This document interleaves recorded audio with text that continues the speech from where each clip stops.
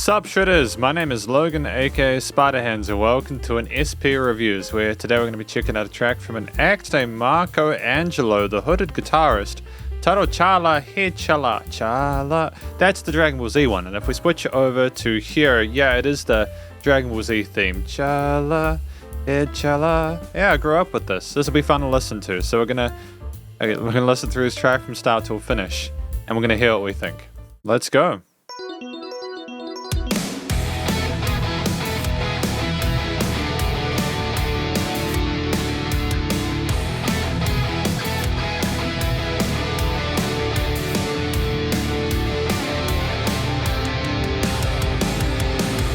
Sounds tonally loyal to the original.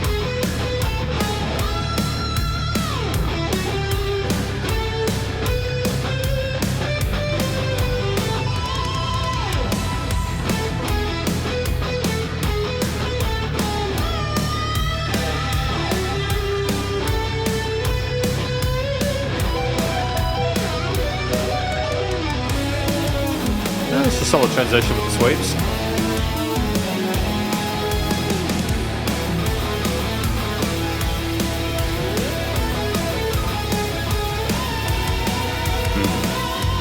Great power behind it.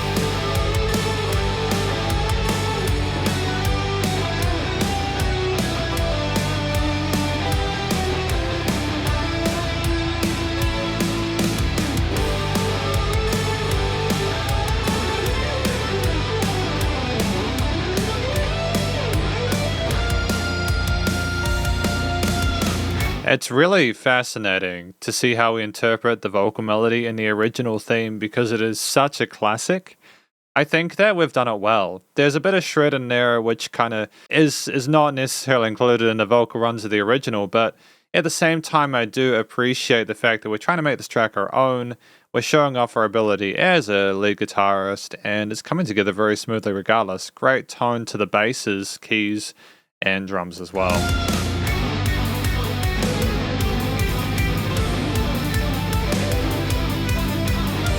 Fantastic modulation with these arpeggios.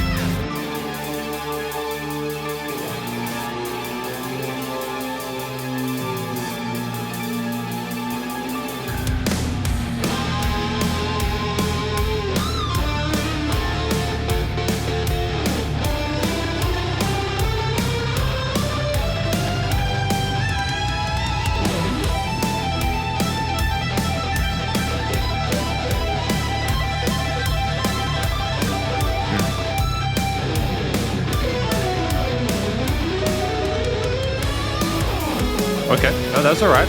Great key change there.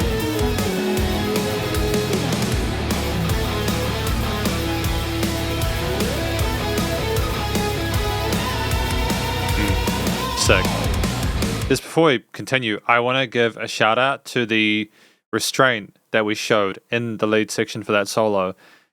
Clearly this guy can shred. As I understand it, he's played with musicians like Marco Angelo and Paul Gilbert and stuff like that, so he's clearly very good at what he does. But there's also more to shred than just playing a million notes a second, should I say. It's more about also doing it tastefully, respectfully to the original that you're doing a cover of, whilst also adding something unique to it, or something that enhances or transforms the experience. I think we have that here. It's just really well voiced. I think it's very respectful.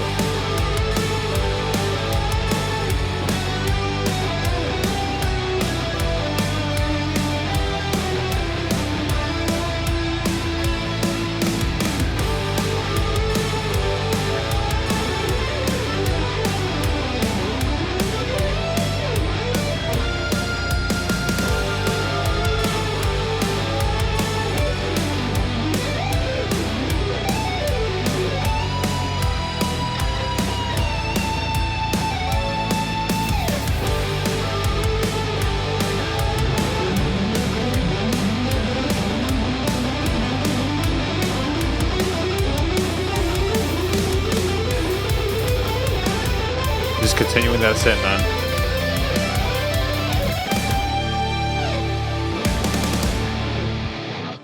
That was good. If there was just one thing I was going to sort of comment on Da da da da da da. It seems like we might have added like an extra note in that vocal line in the chorus there. I don't think it's a bad thing. It's just I'm wondering if we did an extra note or not, or extend that note beyond what was in the original vocal phrasing with the singing. But at the same time, again, it sounded great, and we're going to talk about it more in the conclusion. And welcome to the conclusion of my review of this track, titled Cha La La Head Cha La, or Cha La Head Cha La, should I say, the Dragon Ball Z theme, done by Marco Angelo, the hoodie guitarist. What do I think this track is about? Well, I mean, basically the Dragon Ball Z theme.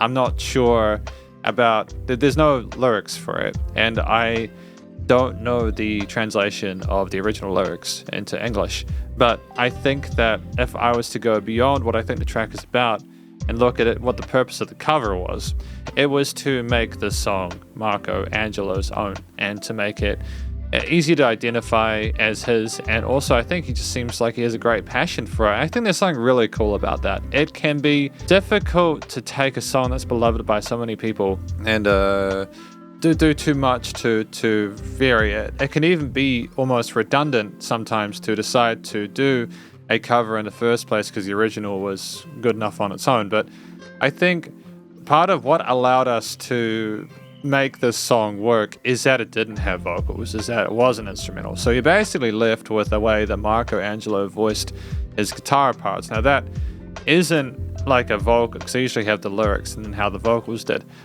It isn't like, so obviously his guitar isn't singing, but in the same way it kind of is, because there were these wonderful staccatos for these harder consonants in the vocal lines there. There were some wonderful legato parts where the guitar is more smooth than the lead playing to cover those parts, and some wonderful bends to go ascending up or down notes like the singer would. And I think that within itself is as close to singing as you're going to get in instrumental covers, and I'm very happy with how the lead plus parts were voiced. I think that they were very engaging, again, true to the original, respectful, but also it's very positive stuff, The track itself at 3 minutes 17 is nice and short, well within the 2 to 4 minute sweet spot.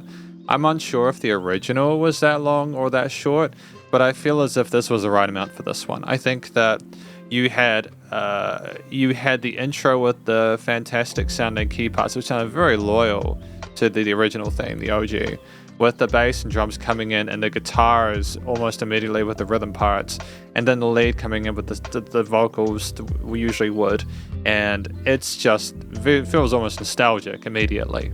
We had parts where we went like from the verse to the chorus, and then we had interlude sections and key changes with different parts in the interludes, and like a dedicated solo section with a reiteration back into that chorus hook to kind of lead us out with the really outro with the snare drums. And I think that was as much as we needed within this. I think people looking for their fix of guitar-oriented instrumental covers for themes like this will find it here. If I was to talk about a few of the instruments within themselves, I mean, the guitar is the obvious one, but we also, again, have the tone of the keys, like this at the start part. It was incredibly authentic to the original, and I've said original a lot, but I suppose that's the only word that you can use for that. But it just sounded like it sounded in the first instance, and that allows us to become familiarized with it and therefore be like, oh, I recognize this. And then you kind of, I think, develop a subconscious respect for the musician that's putting in the work for this as well. And the sound of the drums as well. It wasn't just the drum playing, how those fills and different hi-hat grooves and how they worked with the guitar and the bass elements as well. The bass sounded nice and thick and full and working very loyally with the root notes.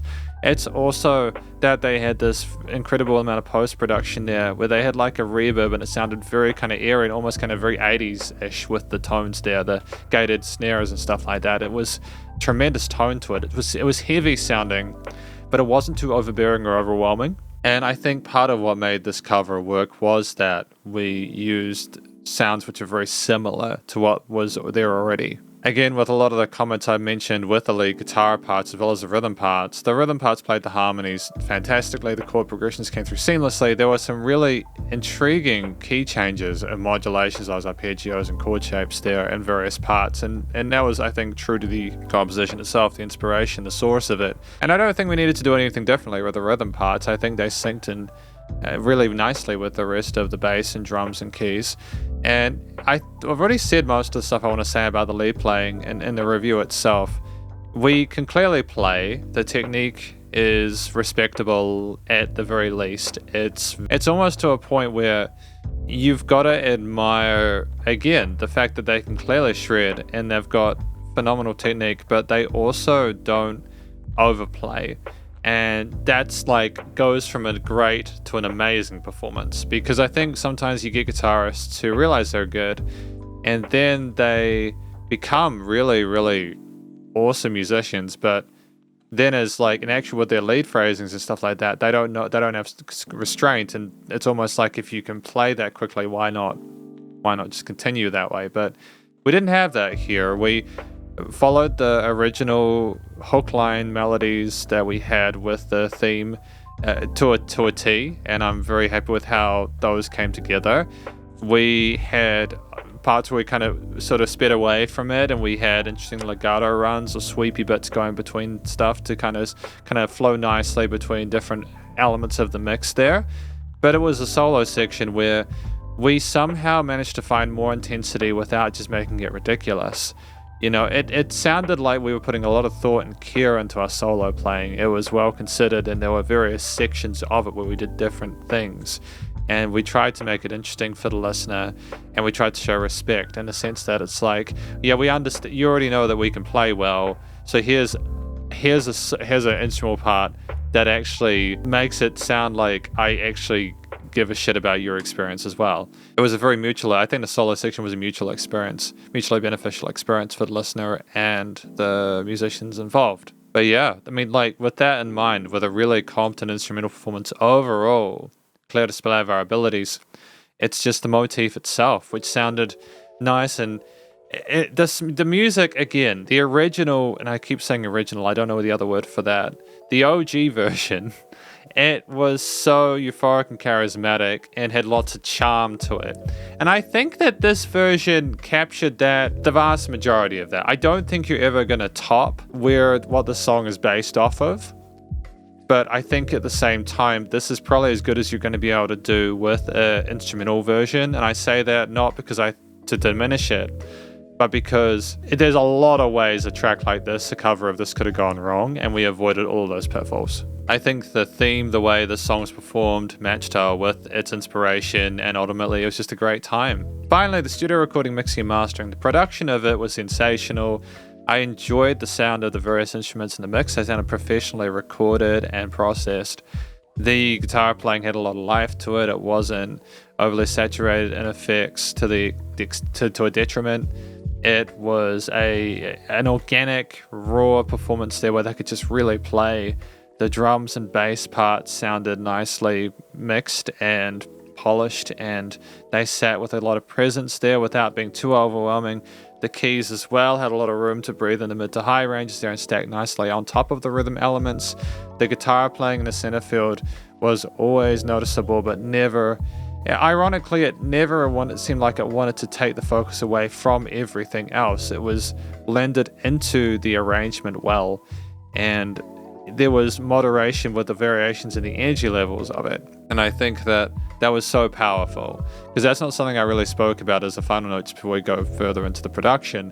The guitar playing had varying levels of intensity there that made it more interesting to listen to. If you just have the same amount of force the entire time, you can become disinterested, because it's like, oh, I've heard this before. But we had variety there, and that's important, especially when you don't have a literal story being told with words. You know, that you need more, and we got that. There was, a dynamic range to this track. It wasn't the same loudness all the time, which I really appreciate, but the leveling being done well, and the fact that it was nice and loud without pumping, so the bus compression and limiting was handled well. I mean, this is just a really positive review of this track from an act named Marco Angelo, the hooded guitarist, titled Chala, Head Chala, the Dragon Ball Z theme. And hopefully you enjoyed it. If you did, please go show us some love via their various social medias and Spotify page, and stay cool and stay safe. And please remember to support your local musicians and artists at this point in time, as they need the help more than ever with all the crazy stuff going on in the world. And I'll catch you in the next review. Spiderhands out.